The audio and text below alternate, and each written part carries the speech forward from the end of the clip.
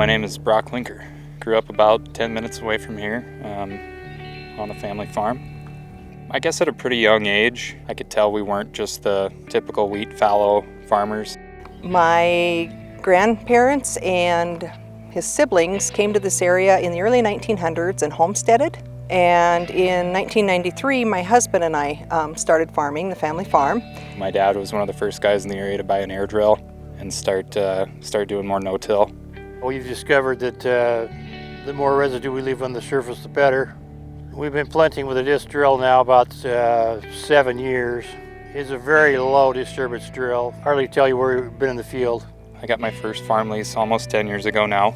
Just probably in the last 2 or 3 years, I've been taking over more and more and making more of the decisions. So we planted a trap crop, a pollinator crop, around the outside lap of our canola to basically bait the flea beetles so we didn't have to spray insecticide on them. Well, that's and it cool. worked. I went and saw a guy by the name of Rick Bieber the year before I started farming in Great Falls at a soil health meeting, and he had stripper headers, and I just thought that was awesome. Stripper header keeps the stubble tall and it keeps the soil moisture intact, more so than bare ground would. A couple years after that, I just pulled the trigger and bought one in Kansas over the phone, and we haven't looked back. And we get harvest done in a hurry. So this is an infiltration ring. We put it in the soil, and then we will put 1 inch of water in the ring and measure how long that inch of water takes to infiltrate. The Linkers, I probably have started working with them maybe 3 years ago when they did a cover crop study. So this equals 1 inch of rain. Okay. You ready? Go start. Go. There we go. Gone. Yep. So how much was that? A little over 13 seconds. So in comparison, yesterday we were on fields in a different county, but where they're not doing soil health practices, and it took us 5 minutes for the first inch. If it's not infiltrating, it's running off. It's taking soil with it, fertilizer with it, runs into our drainage waterways. Another analogy of good soil health is black cottage cheese. So black meaning more organic matter, and lumpy like cottage cheese, and those are your aggregates, which correlates to your infiltration.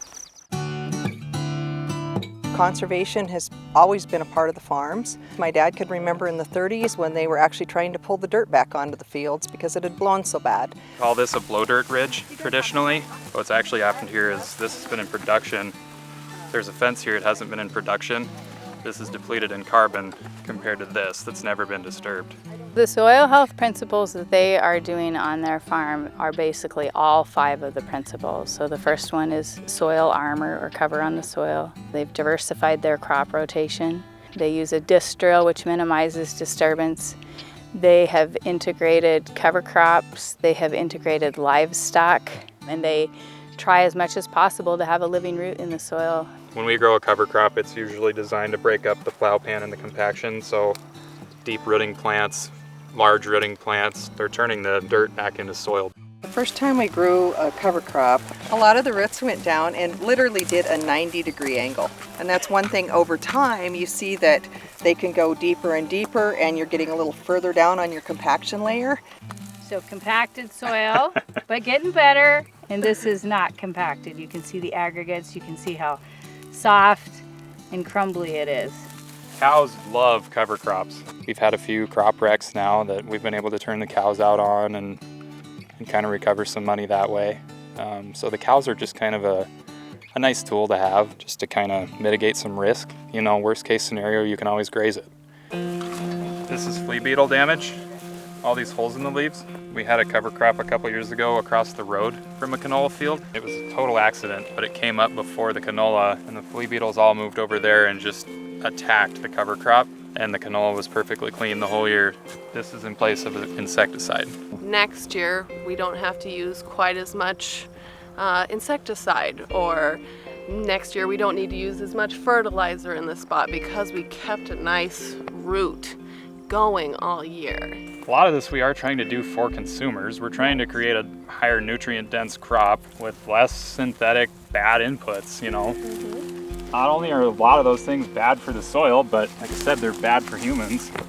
So we have a soil thermometer, and we put that under this cover right here and under probably a little bit of shade of the plants. And it's showing about 70 degrees. It's 82 degrees outside. When they have a living plant and you have soil armor, that it drastically changes the temperature. This is a high traffic area. So you can already tell it's already harder. So at 97 degrees, the biology is dead. There's the importance of having cover and shade. We've worked with the NRCS ever since we started farming. A lot of cost sharing, a lot of informational help. We had a CSP contract for 10 years. I've worked with Marnie quite a bit over the last few years, just talking to her, trying to kind of raise awareness and spread the word on this kind of farming. In this Great Falls area, they've been probably the ones that have been doing the soil health practices the longest. I see the changes, how much better our infiltration is. Everything looks healthier. I'd like to think that Brock will continue what we've started and, leave it in even better shape for the next generation. Pretty much anything anybody tells me we can't do, I want to do, because not only we have, but it's worked. It's a slow process, but it can be done, I believe.